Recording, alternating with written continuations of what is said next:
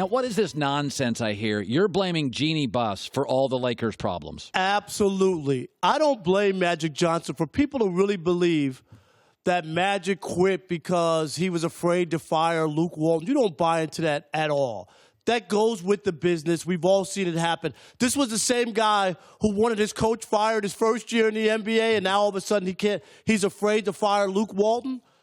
Jeanie Buss basically said, publicly that she was against it.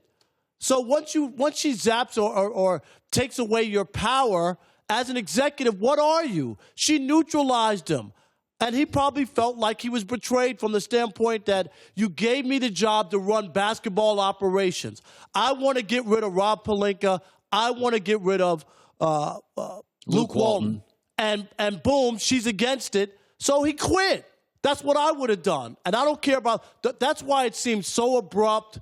And, like she had but he didn't even give her a heads up. I just think he was so mad that he was brought here to do this.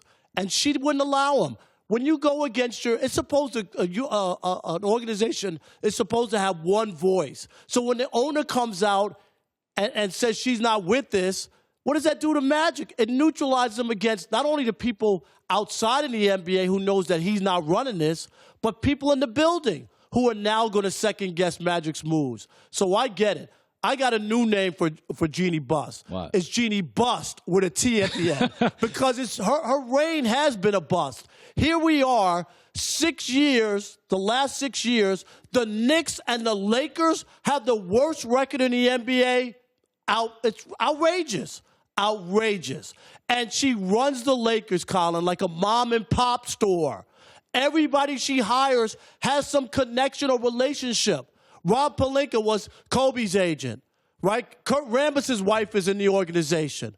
Magic was her dad's best friend and part of it. And this is what I'm trying to say. Luke Walton is Phil Jackson's guy. They're all connected. You can't run an operation like that. So that's the problem. You don't fire people because you're connected to them. So you don't like my idea of Kobe taking over the Lakers? No way, no how. Why? Look, what experience does he have? We just went through this. Kobe Bryant couldn't even get free agents to come his last 3 or 4 years. Nobody wanted to play. Do you remember when Dwight Howard gave up $30 million rather than play with Kobe? I think it's a mistake. Go get you a real basketball executive who knows how to put together a team, who's not attached to all these people, and run it like a business. This is a multi-million-dollar business. Oh, it's a billion-dollar business, yeah. All right? Run it like a business. You know that.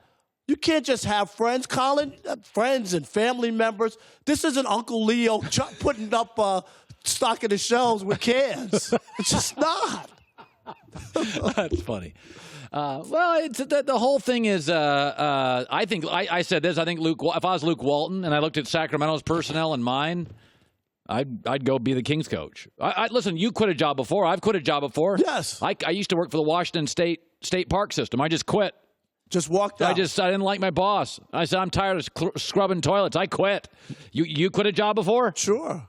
You just quit. Just quit. Decided that I didn't want to do it. And if I'm Luke Walton, I look at De'Aaron Fox, Marvin Bagley, Buddy Hield. But here's the only thing is, why would he quit when you have an owner? You just failed to make the playoffs with LeBron James, the best player on the planet, and she has your back.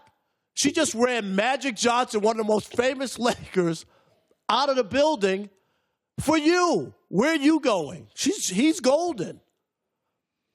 Would you really leave her? I don't like the situation they're in. I think the Lakers don't have any shooters in the shooters league. I think LeBron's one injury away from you've got a really bad contract on your hands. And you're not going to be able to get anybody to come join them. I think it's unlikely they land the top 4 players. I don't think they're getting Kyrie, Clay, Kevin Durant, and Kawhi. I don't. Brett Favre said Aaron Rodgers is still the most dynamic player in the year. Apparently, he didn't watch Chiefs games. Listen, Aaron's had 2 careers. The Super Bowl, the 15-1. Everybody, you had to get through Aaron to get to the Super Bowl in the NFC. The last 6 years, I got a collarbone, I got a torn calf, I got 2.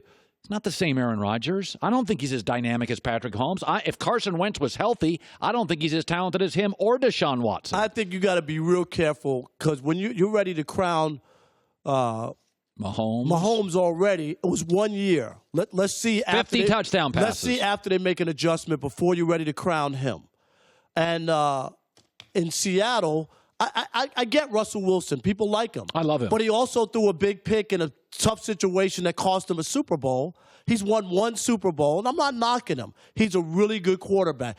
Aaron Rodgers has the all-time quarterback rating in the history of anybody who ever played football, and he also has the best touchdown to interception ratio of anybody who's ever played the game. And he has had some bad breaks. Tom Brady went 10 years without winning. 2004 to 2014. He's had some bad luck with injuries. If you told me he was completely healthy and he was in this situation, and I'm not even also, he's had an awful defense so many times in those big games. And you just can't. No, that's fair. I've always thought that's Aaron often has to be the life preserver of the franchise. Because they give up 40 points or more in playoff games. I don't care who's the quarterback. You can't win when a team gives up that kind of point. No, that's Brady's lost in the Super Bowl when he lost. Philadelphia scored, right? Didn't they score 40 points? Yeah. No. The one argument for Aaron Rodgers is, and I do think they've solved some of their defensive woes last year's draft and this year's free agency class. They've gave him one or two great defenses, and he went 15-1 with one of them and won a Super Bowl with another one. But there is a part of him, though. He's a little tougher to coach than he was 7 years ago, and he's a little more brittle. Those are fair, aren't they? No, those he's had injury. He's not a big guy. He's has my been size. Hurt. And that's, I think that, but they're always in the mix because even with their poor defenses and their teams not being that great, you remember a couple of years ago, everybody on the roster was drafted. I think everybody but two players were drafted by the Packers. They didn't bring anybody from anywhere else, so he had to basically work with whatever he had. But Colin, he is the X factor. If he can stay healthy and they give him a decent defense, they're always in the mix for something to happen. I'm not writing them off. I'm telling you, Brady went those 10 years. Aaron Rodgers is a young 35. Remember, he sat his first 3 or 4 years for Brett Favre, so he's not as old football years-wise. By the way, I only have 30 seconds. Alex Guerrero, Brady's trainer, said he's going to play till he's 50. Please, stop it. Is Guerrero giving him something that we don't know? I mean, at 50, did you watch him in the Super Bowl? Tom Brady looked every bit like 40. No touchdowns, one pick, one fumble. He was awful in the Super Bowl. He was so bad, Colin, that they gave a wide receiver the MVP who didn't even score a touchdown. Hi, everybody. Thanks for watching. Subscribe here to get the latest from the show. Also, be sure to check out more of the best clips from The Herd or go watch a few segments from other shows on FS1.